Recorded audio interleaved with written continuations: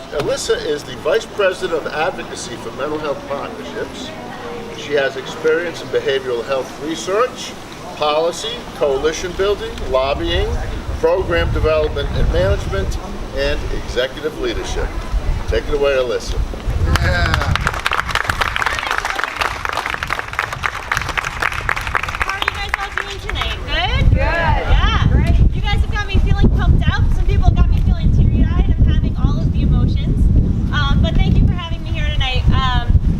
I'm the Vice President of Advocacy for Mental Health Partnerships, but much more importantly than that, I'm also a family member. I come from a family that's been deeply impacted by both mental health and substance use disorders.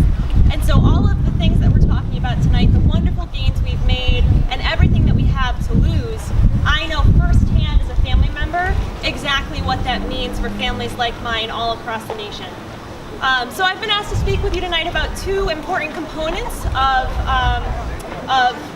the AHCA and what's at threat underneath the Senate healthcare bill. One is behavioral health parity, and one is Medicaid. And so I'm going to talk with you tonight about what those laws have meant for my family. So back when I was in college, I started getting calls from home. And the calls that I started getting from home were about my sister, my younger sister. And the calls were very concerned, very upset. Katie was behaving erratically. Katie was very angry, very sad, having overwhelming emotions that she was really struggling to control. And over time, the calls were becoming more frantic, and eventually the calls were becoming about my sister's suicide attempts. And we were very scared that we were going to lose my sister.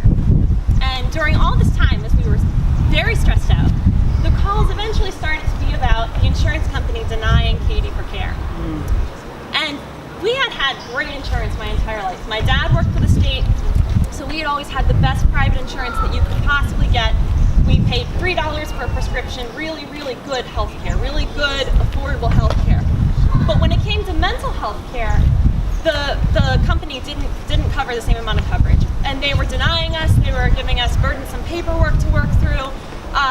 They were doing everything they could to keep my sister from getting well. And that's because this all happened back in 2006. So this was before the behavioral health parity law was signed into law in 2008. And this was before the AHCA extended the parity law in 2010. So my family didn't have access to the rights that families now have access to, where insurance companies must treat mental health as equal to physical health.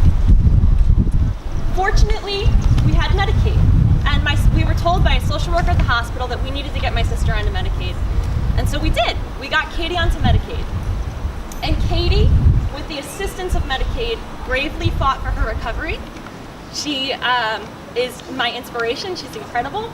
She's now working full-time. She's married. She's gotten married.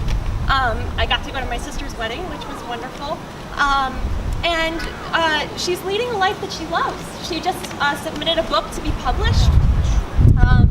And she's getting to lead a wonderful, productive, healthy life in the community. But that's because of Medicaid.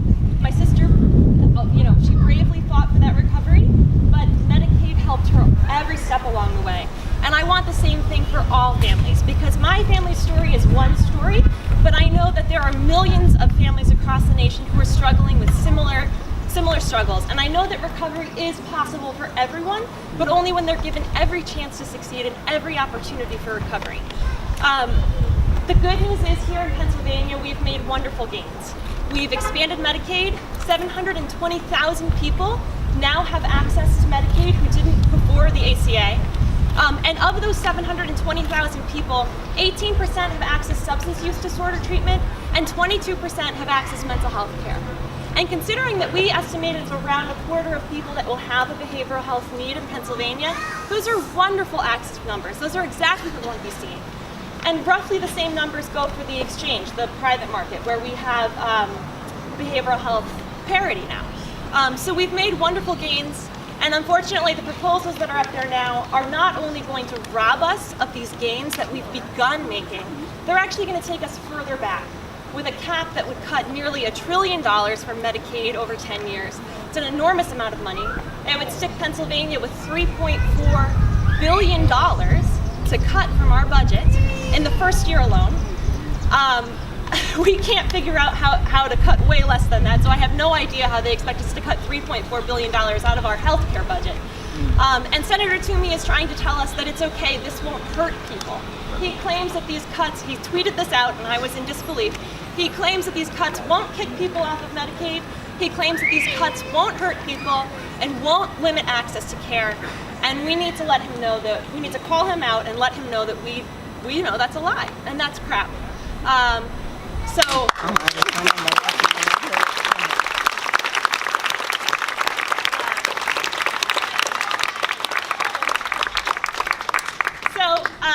These cuts, to me as a mental health advocate, I look at this bill and what it says to me is that these legislators do not care about behavioral health, people with behavioral health conditions. They don't care about the opiate epidemic. They don't care about people with mental health conditions. But I know that everyone who's here tonight does. I can tell you all do. And so